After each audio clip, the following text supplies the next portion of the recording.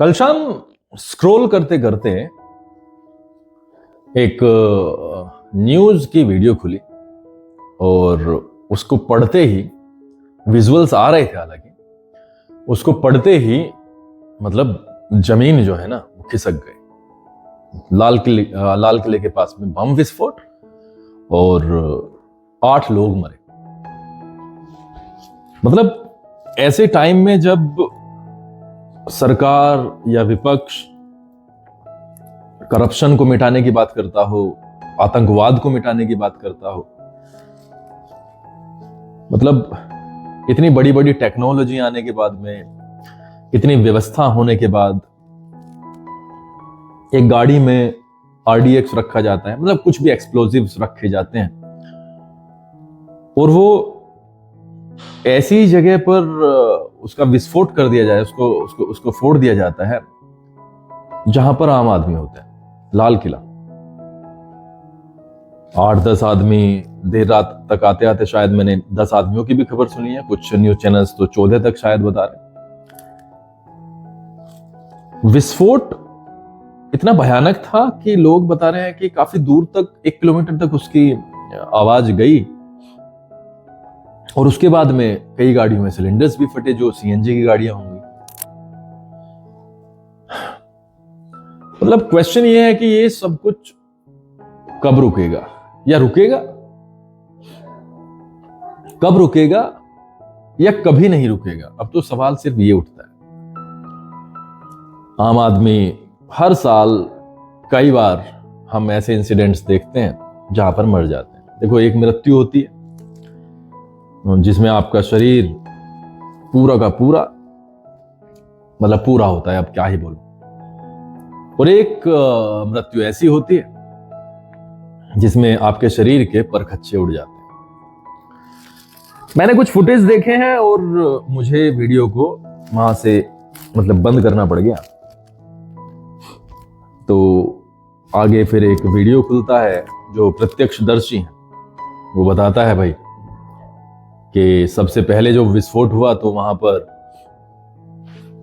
पास में ही एक मांस का टुकड़ा आके पड़ा।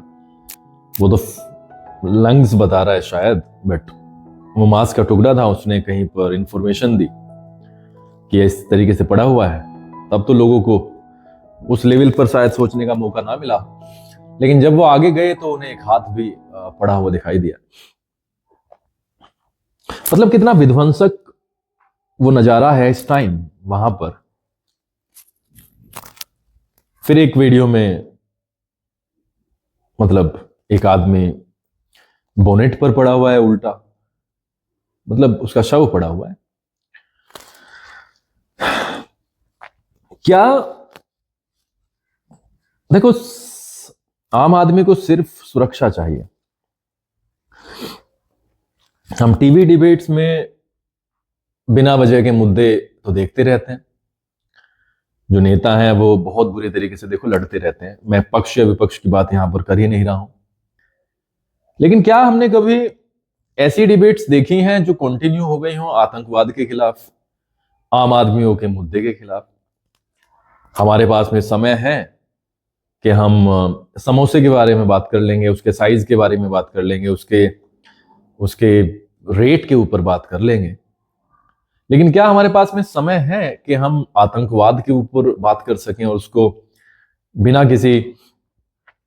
किसी लाग लपेट के, बिल्कुल ट्रांसपेरेंसी के साथ में मीडिया के सामने या जनता के सामने? हाल तो मीडिया ने तो, मतलब मैं क्या ही कहूं, मीडिया की ही देन है सब कुछ। जो इतनी सारी चीजें देश में हो जाती हैं उनका बहुत सारों को तो पता नहीं चलता, और क्योंकि ये तो बहुत बड़ा बम विस्फोट था तो उनकी मजबूरी है दिखाना।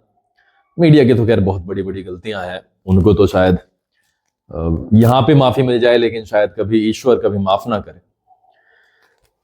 तो 8-10 या 12-14 लोग मर गए हैं। ऐसे मरे हैं कि आधे आधे शरीर उनके रह गए, आधे शरीर के परखच्चे उड़ गए। मेरा तो सवाल सिर्फ इतना है कि भाई अब नेता आएंगे, सभी आएंगे, सत्ता पक्ष के भी आएंगे, विपक्ष के भी आएंगे, और वो ऐलान कर देंगे पैसों का वो दुख व्यक्त करेंगे और फिर कोई नया मुद्दा हो जाएगा, फिर नए मुद्दे के लिए लड़ेंगे, ये वाला इलेक्शन और वो वाला इलेक्शन। देखो, इस तरीके से तो बच्चे भी नहीं लड़ते हैं जिस तरीके से इस टाइम मतलब डिबेट का नंगा नाच चलता है और नेताजी वहां पर बैठ करके एक दूसरे को गलियाते रहते हैं। लेकिन आम आदमी के बारे में शायद मतलब कोई बात करने के लिए तैयार नहीं है। मैं अपना पॉइंट ऑफ व्यू दूं तो मुझे लगता है कि जीवन ऐसे ही चलता रहेगा। आज एक मुद्दा हुआ है, जिनको सुर्खियां बटोरनी है वो सुर्खियां बटोरेंगे, जिनको टीआरपी बटोरनी है वो टीआरपी बटोर के चले जाएंगे, पैसा कमाएंगे। नेताजी अपने वोट्स का हिसाब किताब देखेंगे, कौन से पक्ष को रिझा के वोट मिल सकते हैं, चाहे वो सत्ता पक्ष हो और चाहे वो विपक्ष में बैठा हुआ कोई ना कोई नेता हो। तो आम आदमी तो सिर्फ नंबर्स में काम आते हैं और आम आदमी सिर्फ जब मरते हैं तो वो एक मतलब एक तरीके से बेस होता है किसी भी नेता के लिए वोट एकत्र करने का।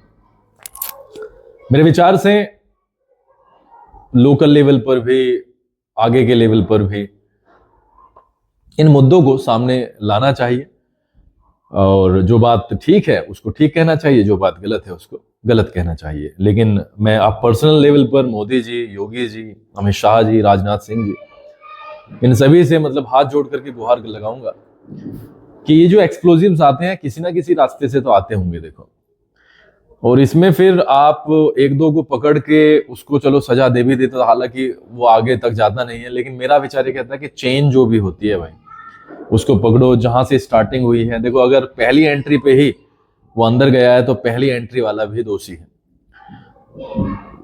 मकान किराए पे ले लिया, अब गाड़ी यहां से खरीद ली, इतने सारे चीजें मिलती हैं, तो इन चीजों में जो जो भी लिप्त होते हैं वो सभी व्यक्ति मतलब उनको मतलब एक ही कैटेगरी में रख करके और उनके साथ में बिहेव होना चाहिए और समाज के सामने एग्जाम्पल भी सेट होना चाहिए। दुखद है उन सभी जो भी इस घटना में मारे गए, उन सभी की आत्मा की शांति के लिए मैं भगवान से प्रार्थना करता हूँ। क्षति जो इंसान की होती है उसकी पूर्ति कभी नहीं होती और पास्ट में भी बहुत सारे इंसिडेंट्स देखे हैं और ये तो हुआ ही है, बहुत दुखद है।